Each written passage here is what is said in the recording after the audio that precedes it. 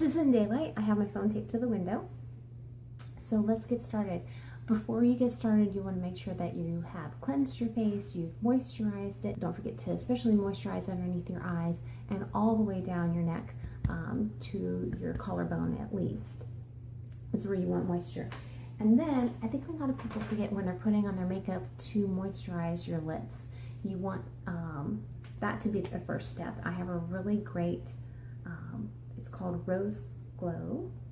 It's, I'll put the link below for everything so I don't have to stop and tell you what each thing was. I wish I had my Shackley one, but I've used it all up and my order will be here in a few days. The next thing you want to do is, believe it or not concealer, but foundation. So I have a sample here of one that I'm using. It applies very well. I'm going to apply it with a brush. You want to start at the center of your face. Try to keep my mirror out of the way. The reason I'm not applying concealer first is because you're going to conceal a lot with your foundation.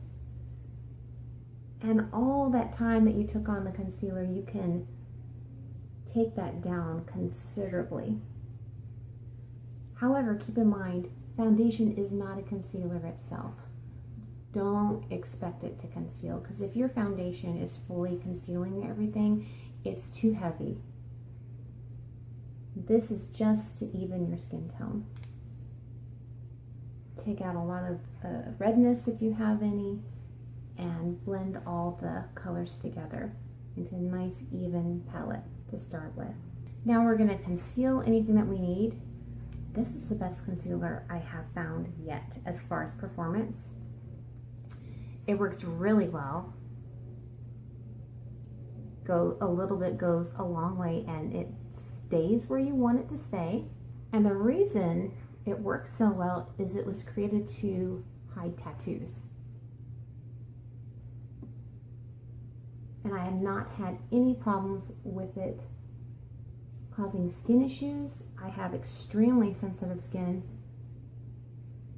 So if I am going to have a reaction to something, I find out pretty much that same day. So this is a day look, also known as an everyday look. This is quite difficult while trying to hold a hand here. Okay, so next I'm going to do blush. You want something, a nice healthy pink, peachy pink. I find even in the winter, you don't want to go too mauve, because that kind of ages your skin. The point is to have a nice, healthy, youthful, natural looking glow, and pinks and peaches, more the vibrant colors. Even if it looks a little too bright, that's the color that you want to go towards, and you can always go lighter on it. The next thing I'm going to do is eyes, so I can switch this out for my compact mirror. And I'm going to start with a color Activist. Oh, how am I going to do this with only one hand? Let's see if this will balance. Maybe. Okay. I just wanted to get that angle right there, if you could see that. So it goes up along with the same crease of your eye, and then fading out more towards as you go towards the inner corner. I'll do that on the other side.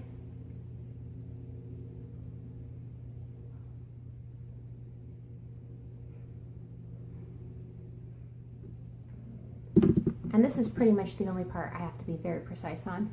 If this was a nighttime look, I would do this base line, and then I would go back when we're all done and retouch it up and make it darker.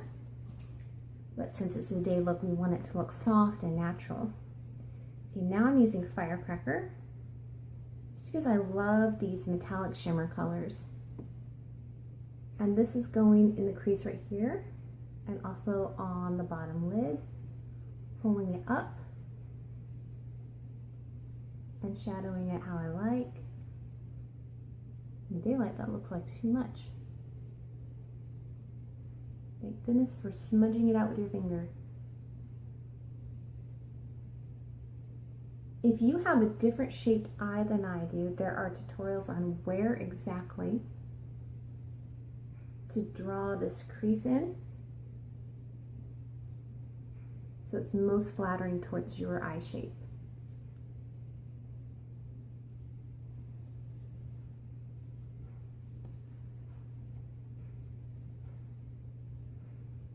I haven't finished up the rest of my face yet because I always get a little bit of fallout from eyeshadow, etc. Down here where I don't want it. We're going to fix that later, if there's any left. Okay, so I use that angle brush. Show you. I'll have all these descriptions below. This is the first brush I used. This is the next shape of brush I'm going to use now, and I'm using Funny Girl. And now we're just blending everything.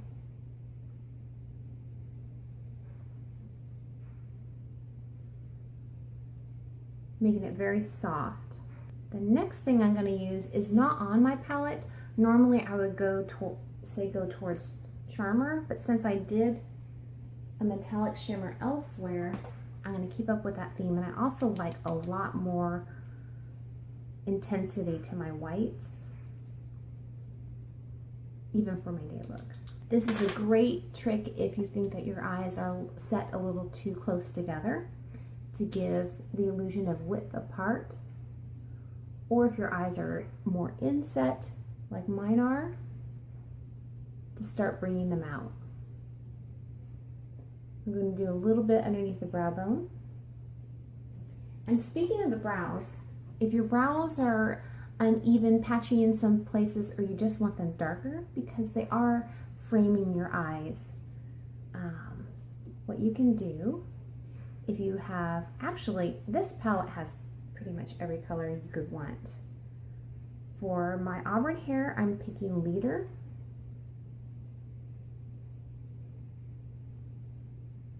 And I'm just deepening my brows a little bit, defining the curve. That's all they really need. We'll see. The next thing is a color corrector. Different from a concealer, you want this to be very creamy, moisturizing, nothing that's going to cause creases or dryness underneath your eyes. And this, we're going to put under the eyes. This will get rid of dark circles. I've got freckles here that I'd like to hide in the crease. However, one thing you want to be careful is don't put color corrector just underneath your eye. You want to create a triangle of light to bounce that light off and to make it look natural. So we're going to bring it down into a triangle shape.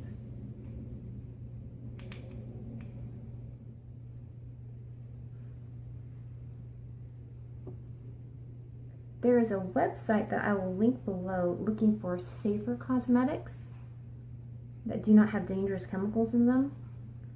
Sephora is really good at listing things that they don't have in their products, but it's not an all-inclusive list. And there are a lot of things out there that we just don't know about until someone tells us, oh, this is actually having an effect on your body this way and going systemic. Things that we may not want to have happen. I just realized, I apologize. I forgot to let you know that I had already put on a base to my eyeshadow. And you definitely want that. Otherwise your eyeshadow is not going to last for more than an hour. And this is a day look, all day. Last thing is mascara. I get the travel size tubes because I feel like the big ones go bad before you get through them all the way. And I can't stand to be wasteful. I am only doing the upper lashes. Doing bottom lashes at all would be definitely a night look. Once your face is done, it looks exactly the way that you want it, or close proximity thereof. You want to do a finishing powder, a setting powder. Cover Fix. I think that's what they call it. Cover FX would sound strange. I've heard a lot of great things about this brand, It rates really well as well on that website that I told you about. People have said the redness in their face has gone down. They really like it. And it's a good professional setting powder. When you use the setting powder, think again a triangle. You don't want to look greasy throughout the day, so really mattify your face in a triangle, starting from here and going down to your chin. So most people think about a T-zone, make it more of a triangle, and that's where you really want to focus that mattifying effect, and then spread it out from there as needed. And we're ready for lips. One thing I do before I put lips on is I do one highlight, even for my day look. Right above your lips, right there on the bow, a little bit of highlight blended in, makes for really youthful looking skin with a nice soft glow there. Since this is a winter look, my favorite color for winter is by Too Faced. It's Sweet Maple.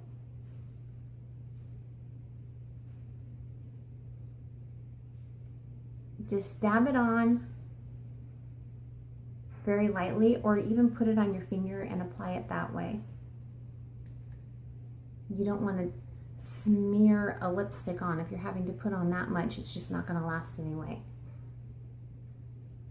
There you go. You can put a little lip gloss on if you want, and you're done. Well, thank you so much for watching. This is my daily winter look, and if you'd like to see more tutorials like this, just let me know in the comments below.